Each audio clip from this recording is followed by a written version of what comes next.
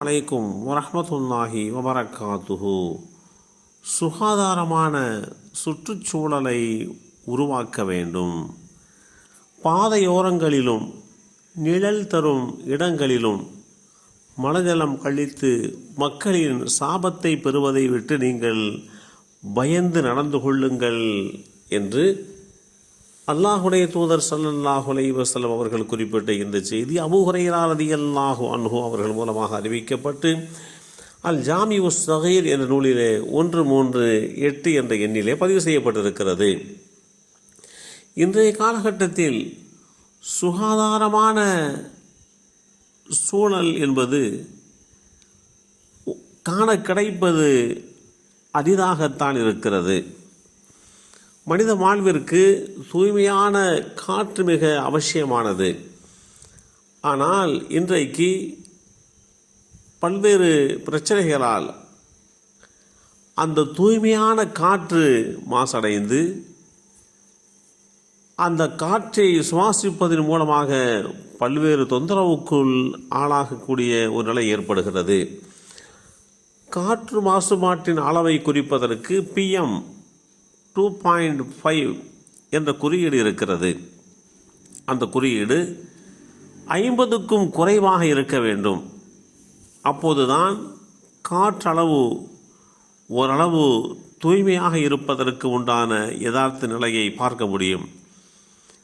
இதே PM 2.5 குறியீடு இங்கிலாந்திலே அதன் தலைநகராகிய லண்டனில் 17 என்றும், நியூயார்க்கில் 38 என்றும், பெர்லினில் 20 என்றும், பெய்ஜிங்கில் 59 என்கின்ற நிலையிலே இருக்கிறது. ஆனால் இந்த இந்திய தேசத்திலே அதன் குறியீட்டினுடைய அளவு பன்னூற்றுக்கணக்கான அளவு உயர்வாக இருக்கிறது. நம் நாட்டில் வாழும் மக்கள் தற்சமயம் சுவாசிக்கக்கூடிய காற்று ஆரோக்கியமானவர்களை கூட நோய்வாய்ப்படுத்துகின்ற அளவுக்கு உண்டான ஆபத்துக்களை ஏற்படுத்திவிடும். நுரையீரல் நோய்களிலே 40% காற்று மாசுபாடு காரணமாகவே அதனுடைய பாதிப்பு வருகிறது. இதய நோய், பக்கவாதம், நீரழிவு மற்றும் குறிப்பிட்ட காலத்திற்கு பின்னரே பிறந்த குழந்தைகளுடைய அகால மரணம் ஆகியவற்றுக்கு 60% வரை காற்று மாசுபாடுதான் காரணம் என்று ஒரு புள்ளி விவரம் தெளிவுபடுத்துகிறது. இதன் மூலமாக ஒரு வருடத்தில் மாத்திரம் இந்தியாவிலே 16.7 லட்சம் உயிர்கள் பலியாகி இருக்கின்றன என்று உலக சுகாதார மையம் இந்த தகவலை தருகிறது. இது மாத்திரம் மட்டுமல்லாமல் காற்று மாசுபாட்டில் இந்த தேசம் 2,60,000 கோடி ரூபாய்க்கு மேல் மிகப்பெரிய இழப்பை சந்தித்திருப்பதாக மத்திய அரசு சார்பான ஒரு அமைப்பு இந்த செய்தியை தெளிவுபடுத்துகிறது. அதேபோன்று இப்போது பூமி கடுமையாக வெப்பமாகி கொண்டிருக்கிறது. பூமியினுடைய சராசரி வெப்பநிலை 15 டிகிரி செல்சியஸ் தான்.